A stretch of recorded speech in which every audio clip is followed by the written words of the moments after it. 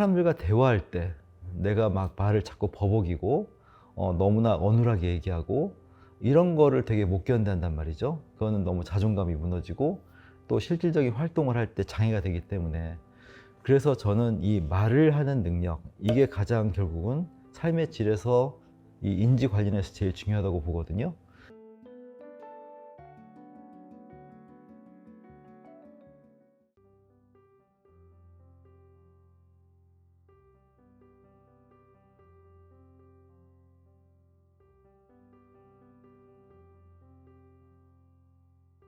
제가 여러 번 그 말씀을 드렸던 것 같은데, 이 파킨슨병에서의 인지 기능 저하는 대부분 있습니다. 있는데 굉장히 본인도 그렇고 가족분도 그렇고 아주 예민해하는 그런 증상이죠. 왜냐면 이제 치매로 갈까봐 하는 두려움 때문에 그런 건데요.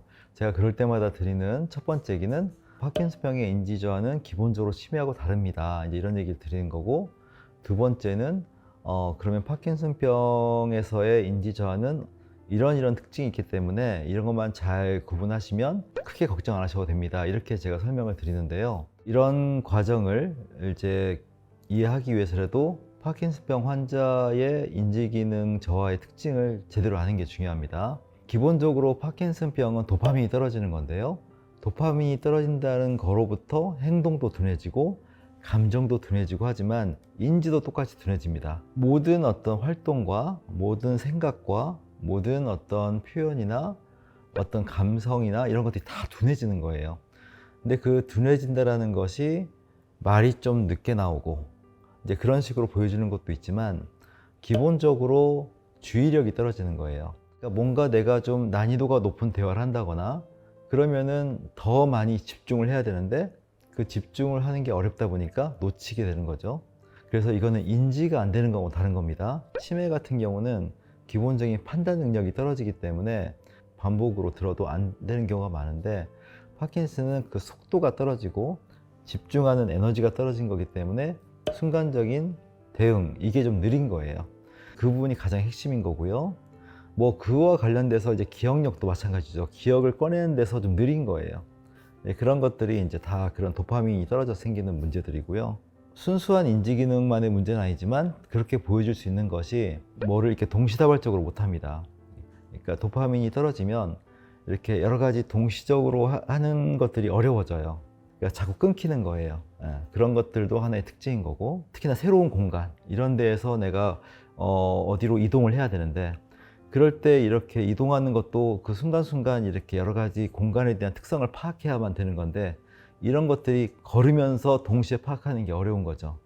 그러니까 좀 주춤하게 되고 어쩔 바를 모르게 되고, 그러니까 이런 것들은 그런 원리를 알게 되면 당황스럽긴 하겠지만 내가 치매가 걸려서 그런 게 아니고 그냥 이런 정보에 대한 처리 능력이 떨어진 거예요. 근데 그런 것들은 대부분 천천히 하면 되는 겁니다. 말도 천천히 하고 어떤 걸 동시다발적으로 하지 않고, 갑자기 누가 부른다고 하면은 거기에 또 집중하고 아까 무슨 얘기했지? 이러면서 또 다시 또 풀어가고, 어떤 공간에 가면은 천천히 움직이면서 내가 좀 주의 깊게 이렇게 살피면서 천천히 움직이면 다 커버가 됩니다. 그래서 내가 느려졌구나 이렇게 생각하셔도 됩니다. 단편적으로 설명을 드리긴 했지만 가장 주요한 그런 특징이라고 볼 수 있겠습니다. 이런 파킨슨병에서의 인지장애 증상도 다른 파킨슨병의 여러 그 종류의 증상들처럼 완치나 이런 건 좀 한계가 있습니다. 하지만 이것도 이제 관리의 대상이 되는 거고, 일상생활에서 어떻게 관리하냐에 따라서 이게 좀 더 나아질 수도 있는 건데요. 기본적으로 이제 뇌를 어떻게 활발하게 쓰냐라는 거예요.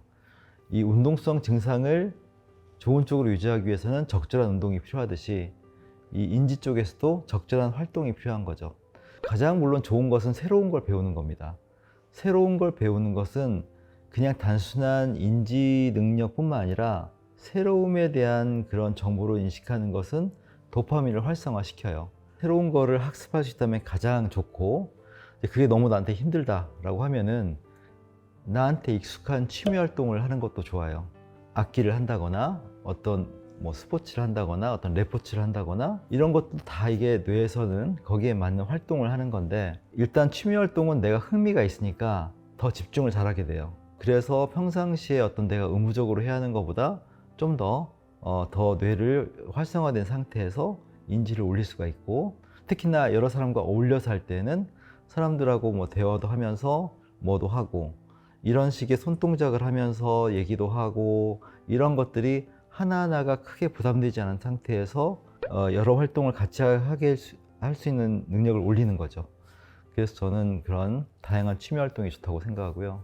항상 기본적인 것이 말을 많이 하는 겁니다.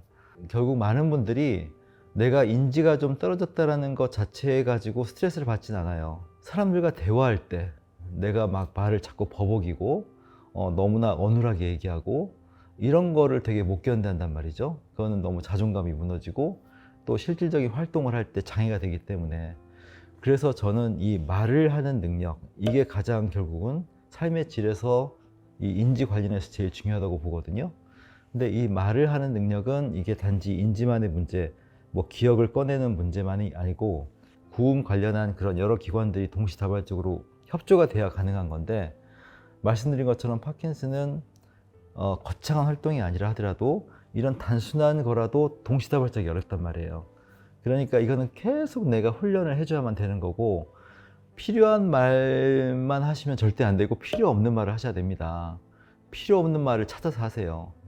필요 없다 싶은 말들을 자꾸 할 때 비로소 말이 늡니다. 혼잣말 하더라도 좋으니까 끊임없이 그거를 말로 표현을 하는 그런 식의 생각을 아예 딱 가질 때 비로소 좀 말을 자연스럽게 많이 하실 수 있는 것 같습니다. 여러분도 그렇게 노력을 하셨으면 좋겠습니다. 보호자의 역할이 많은데 제가 항상 너무 과해도 좋지 않고 너무나 무심해도 좋지 않다, 그 중간점을 찾기가 쉽지 않아요. 이제 이런 인지 쪽에서도 마찬가지입니다. 근데 인지 쪽에서는 일단 환자분들이 제일 답답하죠. 일단 환자분이 정말 힘들어서 말이 잘 안 나오고 기억을 놓치고 아니면 동시다발적으로 뭔가를 하는데 자꾸 실수를 하고 이런 거니까, 도파민을 순간적으로 올리고 내리는 가장 큰 영향을 미치는 것 중에 하나가 내가 이렇게 기분이 좋냐 나쁘냐예요.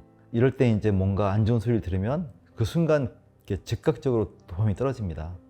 근데 뭐 거기서 이렇게 응원을 하거나 이해를 받거나 그러면 또 도파민이 올라가요. 그런 면에서 이렇게 인지 쪽에서 좀 실수를 하고 둔한 모습을 보일 때 일단은 그거 가지고 뭐 짜증을 내시거나 그걸 답답해 하시거나 그런 모습은 최대한 피해 주시고, 이런 것들은 그냥 파킨슨의 그냥 느려진 서동 중에 인지도 서동이 된 거지 치매가 아니다고 말씀을 드렸듯이 공포감을 가지실 필요 없고요. 그 다음에 이제 실질적인 도움으로서는 이제 대화를 나누고 이런 건데, 예, 이건 정말 그 본인의 노력도 중요하지만 그 보호자의 노력이 사실 더 중요합니다. 그래서 가까운 가족이나 보호자보다 오히려 요양보호사분이 훨씬 더 좋은 역할을 합니다라고 말씀을 드리는 경우가 꽤 있는데요. 대화를 너무 잘 나눠서 그 환자분들이 그때부터 급격하게 인지 기능이나 이런 게 좋아지는 분들이 있어요. 왜냐면 환자분이 대화에 동참할 수 있게 그런 능력이 좋은 분들이 계시거든요. 그런 분들이 같이 할 때 오히려 가족들보다 같이 할 때 더 환자분들의 인지 기능이 좋아지는 경우가 있습니다. 그래서 이렇게 그만큼 보호자의 역할이 중요한데, 이거는 좀 잘 판단을 해보시고 어떻게 하는 게 환자분한테 실질적인 도움이 될지를, 환자한테 그런 환경, 그런 조건을 잘 이렇게 만들어줄 수 있는 게 뭐가 있을지 생각해 보시는 게 좋을 것 같습니다.